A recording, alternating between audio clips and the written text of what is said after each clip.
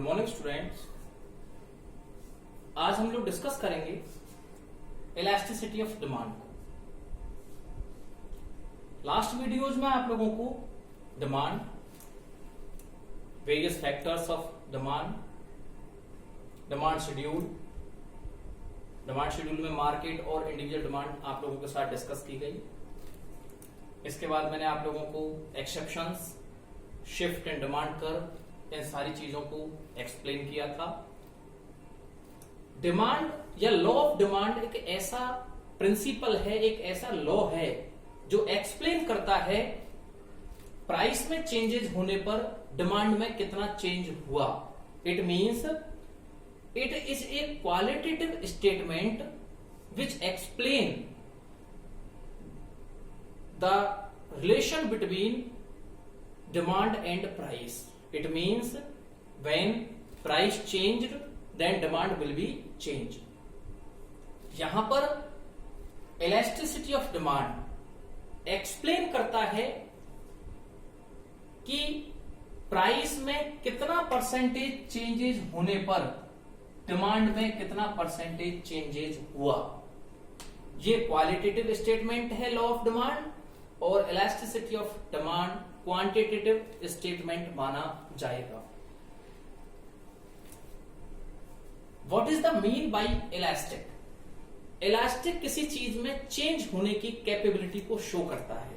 It means जब किसी चीज पर प्रेशर बढ़ाया जाता है तो उस प्रेशर से उस पर्टिकुलर कमोडिटी में कितने चेंजेस आते हैं, वही जो चेंज है उसको इलास्टिक कहा जाएगा। यदि उसमें कोई चेंजेस नहीं आते हैं तो उस वस्तु को इनइलास्टिक कहा जाएगा, अर्थात बेलोज, अपरिवर्तनशील। यहां पर बताया गया है कि प्राइस में चेंज होने पर डिमांड में चेंजेस होते हैं, ये लॉ ऑफ डिमांड एक्सप्लेन करता है। पर कितना परसेंटेज चेंज होंगे ये एक्सप्लेन करेगा elasticity of demand. Elasticity of demand को एक्सप्लेन करने के लिए हम एक फॉर्मूला यूज करते हैं। फॉर्मूला है elasticity of demand is equal to delta Q divided by Q into P divided by delta P. Clear? ED means है elasticity of demand, delta Q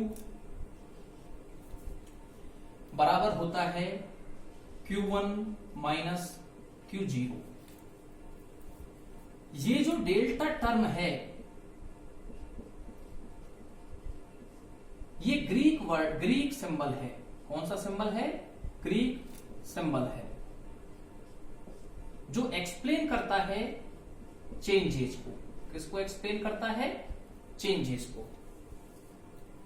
Q1 it means new quantity,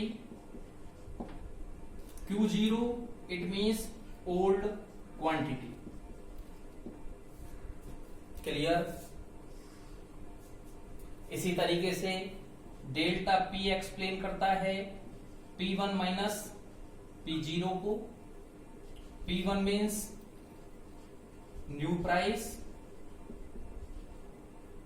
and P0 means old price. Clear? Elasticity of demand is equal to delta Q divided by Q into P divided by delta P.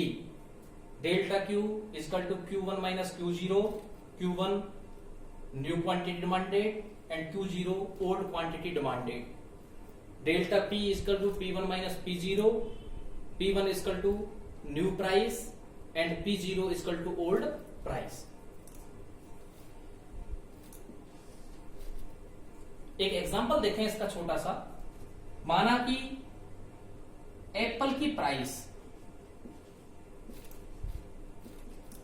100 रुपए 1 KG के लिए थी।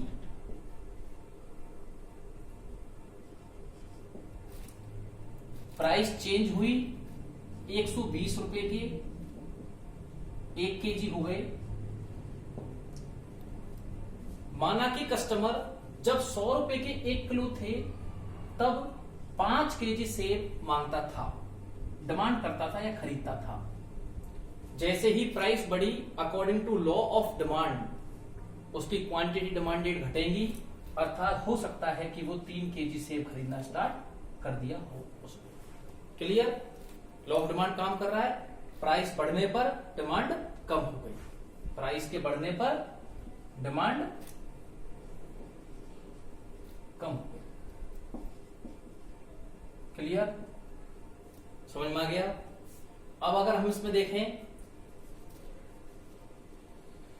ये तो है Q0, sorry ये तो है P0, ये है P1, ये है Q0 और ये है Q1। क्लियर? फॉर्मूला अप्लाई करें इसके ऊपर अपन एक बार। Delta Q, Q1 minus Q0 minus के 2, 3 माइनस 5 इक्वल टू माइनस के 2 divided by Q into P कितना था 100 divided by delta P 20। Clear? 200 divided by 100 minus के 2, इसका आंसर माना जाए। क्लियर? आप लोगों को हमेशा ये ध्यान रखना है, law of demand is a negative और inverse relationship between price and quantity demanded. It means ये हमेशा नेगेटिव शो किया जाएगा, इसलिए इसका answer maximum number of time या हमेशा ही लगभग किसमें आएगा, माइनस में ही आना चाहिए। दोबारा रिपीट कर रहा हूं, ये फॉर्मूला बहुत इंपॉर्टेंट है क्योंकि इलास्टिसिटी ऑफ डिमांड के क्वेश्चंस पूछे जाते हैं, प्रैक्टिकल क्वेश्चन पूछा जाता है। ED equal to quantity delta Q divided by Q into P divided by delta P।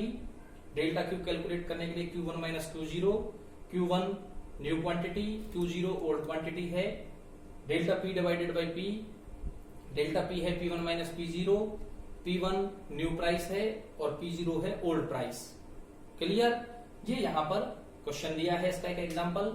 माना कि किसी कमोडिटी की प्राइसेस 100 रुपए की 1 किलो होने पर 5 किलो खरीदी जाती थी, प्राइस बढ़ने पर 120 हो गई, अब 3 किलो खरीदी जा रही हैं, तो यहां पर क्या माना जाएगा, इसका ये आंसर, इसको हम सॉल्व करेंगे। ED बराबर delta Q divided by Q into P divided by delta P। Clear? अगर इसका हम ग्राफिकली रिप्रेजेंटेशन देखें,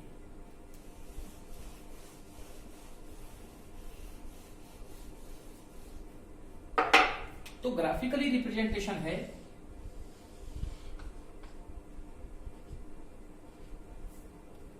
इधर तो लेंगे हम प्राइस, इधर लेंगे हम क्वांटिटी डिमांडेड। क्लियर? इधर तो लेंगे हम प्राइस और इधर लेंगे हम क्वांटिटी डिमांडेड।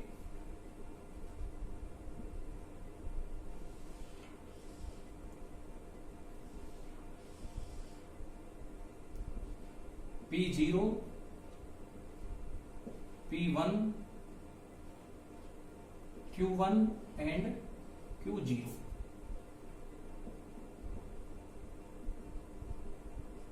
ये माना जाएगा डिमांड कर्व। इनको हम शो करेंगे, इन दोनों को, चूंकि प्राइस बढ़ी है तो प्लस डेल्टा P, चूंकि डिमांड घटी है तो माइनस डेल्टा Q। कोई दिक्कत बताओ? यहां तक अपन लोगों को ये शो करना है। Clear? P0, P1, Q1, Q0, price के बढ़ने पर क्वांटिटी डिमांडेड घट जाती है, इसी को हम शो करेंगे प्लस डेल्टा P से माइनस डेल्टा Q से। क्लियर? बता दूं? ठीक।